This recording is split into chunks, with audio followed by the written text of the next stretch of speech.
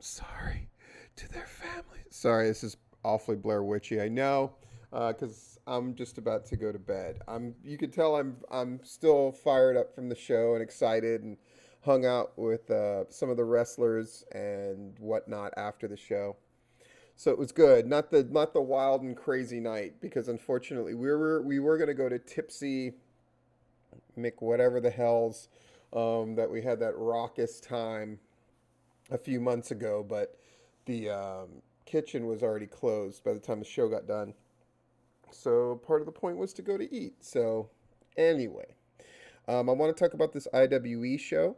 So 215 people, which was good considering, right?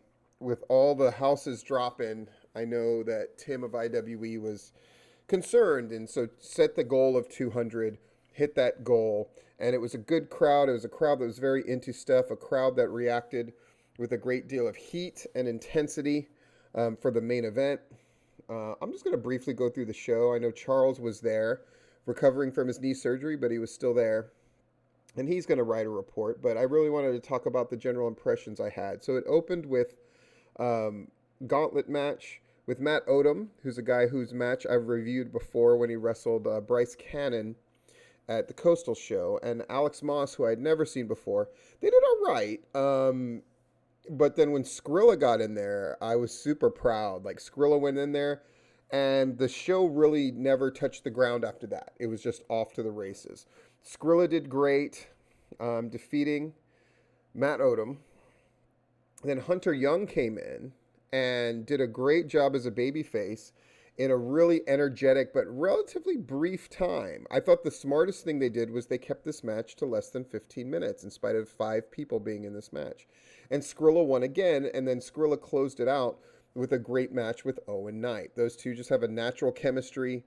What Skrilla has done is he has earned himself a regular spot on the IWE card. But Owen Knight eventually did go over.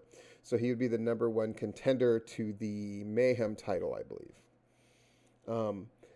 Then they had an interplay with Tim and Overkill, basically setting the tone for the night that Overkill was going to have to wrestle these people that Tim was putting in front of them. Ashton Starr wrestling Vinnie Pacifico, who I had never seen before, smaller guy, New York area, really great baby face. By the end of that match, they were all the way into it. So that was really cool to see. Ashton Starr continues to improve. His physical appearance looks better and better, but he's talking about cutting his hair, which I'm not against, as long as he keeps some of those gorgeous, gorgeous locks. So, but it's always great to see Ashton Starr. We get along so well, and seeing him at No Peace and then seeing him back in Georgia, it's just really great. Then Carly Bravo against AC Mack as a babyface, just a really different kind of thing. Fantastic match. I know they weren't thrilled about the submission stipulation, but they managed to come up with some stuff that was really good, took their time, really sold really well. That was the theme of the night. The one great improvement I saw overall was, I would say, selling. Just everybody seemed to do it, and it was really great.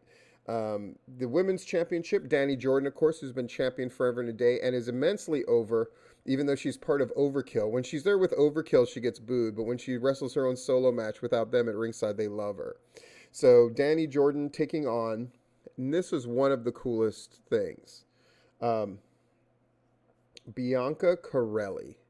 What a find. I talked to her afterwards. She's only been doing it. She doesn't count COVID when she wasn't able to wrestle. She's just about 2 years. But was trained by Santino Marella. And she was trained incredibly well. She's gorgeous. And she's tall. And she wrestled incredibly well. She's somebody you're going to see. You're going to see her on Dark. You're going to see her in all these different places. You're going to see her. If WWE gets their head out of their ass, you'll see her sign there too, eventually. Bianca Corelli. Mark my words. So impressed. Josh Magnum and Sean Legacy really lit into each other in their barroom brawl. They did a whole bunch of gimmicks. The part that I found personally hilarious was, at one point, Sean Legacy was put on a table outside of the ring. Josh Magnum went for a senton over the top rope.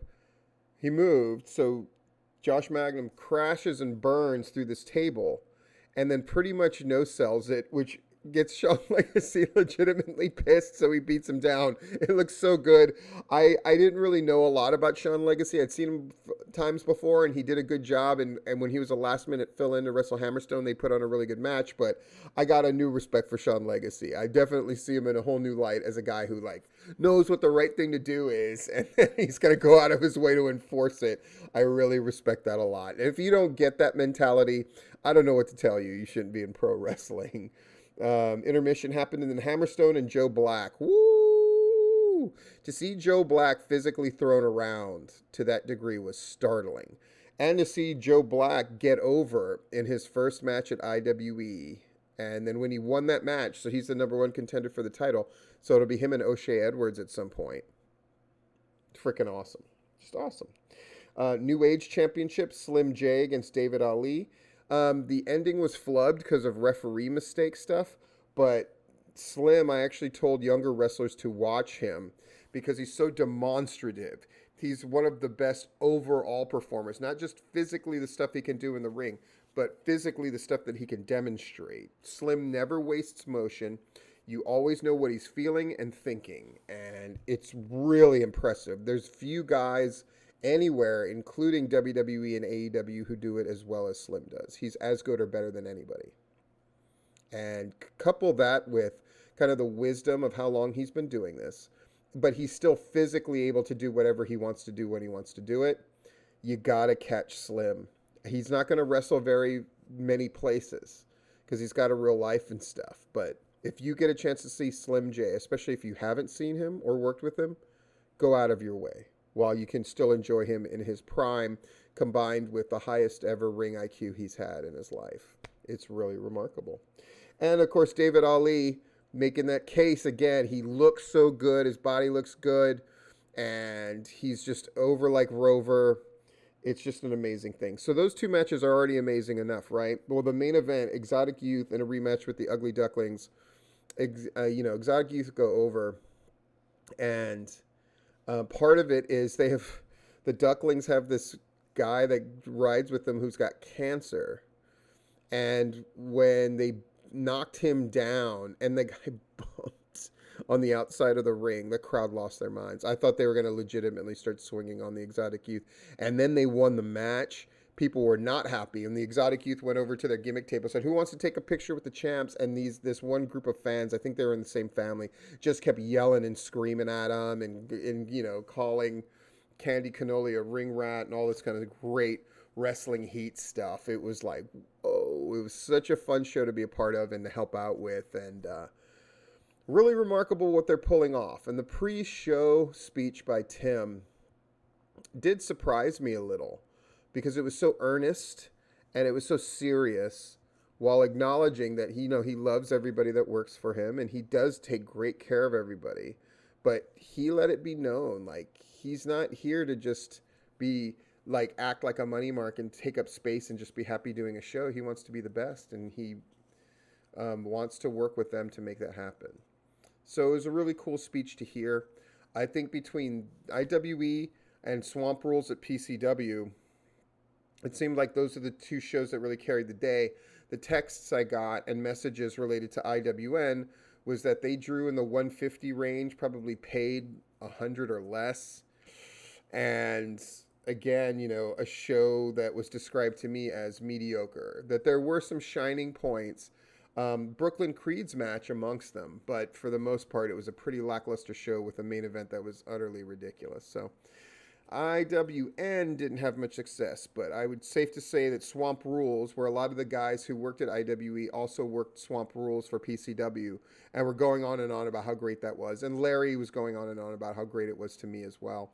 So really cool stuff. Great night of wrestling. I'm going to get to bed. I'm going to get this thing up right now. See you later. I'm going to do a war journal tomorrow, for sure. And then that wraps up my time here. Have a good night, everybody.